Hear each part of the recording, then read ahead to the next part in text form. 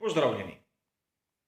Mnogi avtorji navajajo kot skoraj gotov prestop Georgea Rusla v tovarniško ekipo Mercedes. Govorimo za sezono 2022. Poglejmo si, kaj smo govorili na začetku tega koledarskega leta in kaj se je spremenilo do danes.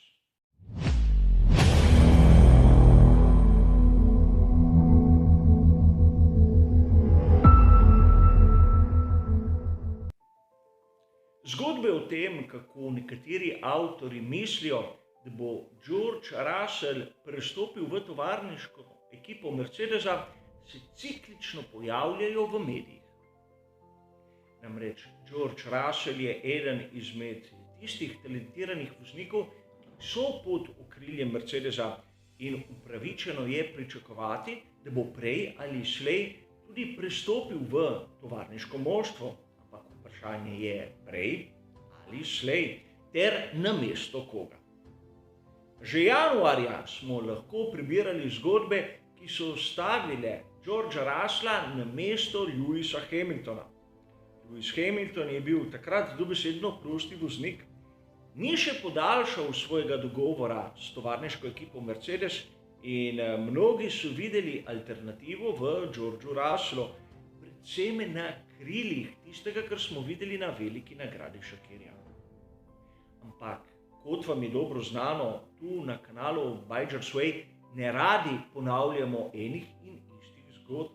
O tem sem že govoril v starejšem prispevku in kogar zanima začetek te zgodbe, si lahko ogleda ta prispevek, katerega bližnjico seveda kot običajno dobite v opisu. Mi bomo raje šli malce naprej in pogledali, če se je situacija od takrat, od januarja, kaj spremenila, ali George Russell nakazuje na iste trende, ki smo bili jih navajeni v prejšnjih sezonah. Namreč George Russell je strani zopet mnogih strokovnjakov nakazan kot tisti, ki bo zamenjal Valtterija Bottasa v naslednji sezoni. In ukolikor pri Mercedesu menijo, da bo prišlo do te menjave, se morajo odločiti sedaj.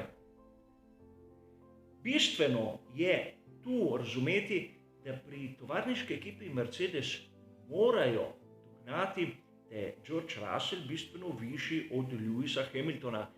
Zato morajo napraviti tudi drugačno šasijo. Spomnimo se na težave, ki jih je imel Russell v Shakirju, ko je na vrat na nos prišel v tovarniško ekipo Mercedes, kjer so šasijo prilagodili obema bistveno manjšima voznikoma.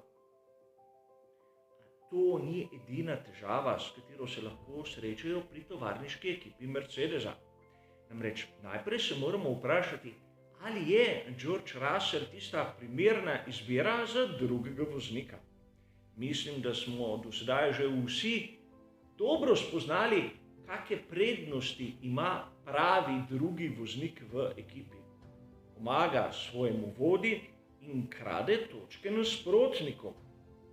In mislim, da nedvomno je to, da v tovarniški ekipi Mercedes je prvi voznik Lewis Hamilton in da tako bo tudi v naslednjih sezonah. Imamo pred seboj še eno težavo. V naslednji sezoni bo stopila v veljavo nova skupina pravil, ki določa drugačne šasije v svetu Formule 1. Nekaj, kar smo videli na predstavitvah in vsi mi se lahko vprašamo, ali je to pravi trenutek za tako drastične spremembe. Ne samo sprememba na tehničnem področju, ampak sprememba tudi na kadrovskem področju. Lahko se zgodi, da bo imel George Russell velike težave. In ne bomo sicer vedeli, zakaj. Zaradi šasije, ki ne deluje, ali zaradi, naprimer, lastnih težav pri sami spremembi okolja oziroma kombinaciji obeh. Težko bo razumeti, kajti naenkrat bo v enačbo postavljenih 9 spremenljivk. In vprašajmo se, je Valtteri Bottas res tako slab, kot nekateri mislijo? In je res George Russell tisti, ki bi bolje opravil tisto nalogo. Glejmo si prednosti in slabosti Georgea Russella. Med prednosti moramo poudariti njegove kvalifikacije. Videli smo v sezoni 2021, namreč konstantno v drugem delu kvalifikacije, tik pred vhodom v tretji del kvalifikacij, kar je z Williams seveda enkraten rezultat, tudi z presežkom, torej uvrstitvijo v zadnji del. Ima George Russell tudi slabe lastnosti. Eno izmed teh smo videli pravzaprav na veliki nagradi Madžarske. George Russell je bistveno hitrejši od svojega moštvenega kolega Nikolaja Latifija. Mislim, da tu ni treba posebej izgubljati besed. Ponovila se je zgodba, ki smo jo videli v sezoni 2019. V edini pravi priložnosti za ekipo Williams se je Nicolas Latifi dokazal za bistveno hitrejšega, podobno kot je Robert Kubica izkoristil priložnost na veliki nagradi Nemčije. A tokrat ne zato, ker bi Latifi čudežno dobil nek recept in bil hitrejši, temveč zaradi kardinalne napake Georgea Russella. Malo virov je omenjalo zgodbo, ki se je zgodila, ko so vsi, razen Lewisa Hamiltona, zavili v bokse in zamenjali pnevmatike. Williams ima bokse na dnu pitlejna in ko je George Russell zamenjal svoja kolesa, je bila tik pred njim že dolga kolona. In namesto, da bi se ustavil ter skušal se uriniti med stoječe bolide, kratko malo odpeljal naprej po tistem delu, ki ni pit lane, in prehitel tako na izjemno bister način kar nekaj nasprotnikov. To so opazili pri direkciji dirke. Tudi pri ekipi Williams so mu povedali, da ni napravil dobre poteze. Michael Masi jim je dal na razpolago dve možnosti. Ali kazen, katere bodo izrekli komisarji, ali naj George Russell vrne tista mesta, ki jih je pridobil na tako premeten in zvit način. Sicer v tem načinu ni bilo nič premetenega in nič zvitega, poteza je bila dokaj neumna, kar nam kaže na neizkušenost samega voznika. George Russell je sprevidel svojo napako, vrnil mesta, ampak prišel je za Latifija. In Latifi v eni svojih najboljših dirk je tudi dosegel enkraten rezultat. Upam, da ne rezultat njegove kariere, kajti želim mu še večje uspehe, ampak opravičil je svojo prisotnost v Formuli 1.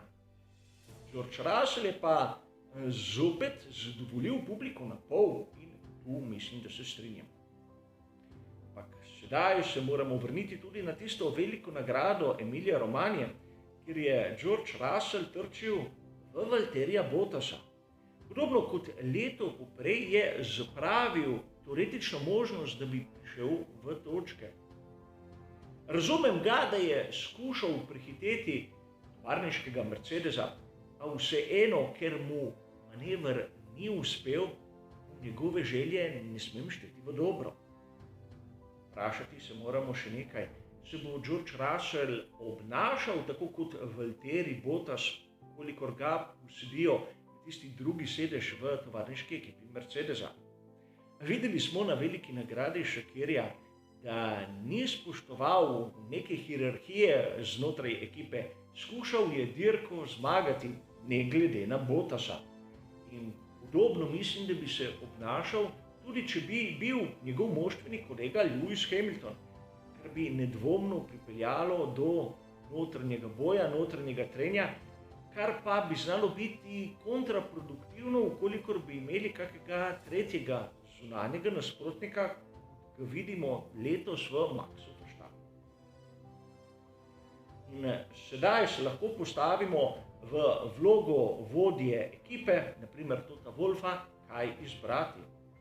Valtterija Bottasa, ki ve, katero je njegovo mesto, ali Georgea Russella, ki bi v ekipo vnesel določeno mejo nemira. Mislim, da mnogi od zagovornikov tega prestopa želijo, da bi George Russell začel ogrožati Lewisa Hamiltona. Njihova želja ne izhaja toliko iz dejstva, da bi George Russell lahko dosegel enkratne rezultate, ampak bolj iz želje, da bi tako ali drugače skušali škodovati in nagajati Lewisu Hamiltonu. Verjamem, Lewis Hamilton ni simpatičen marsikomu, ki sledi Formuli 1.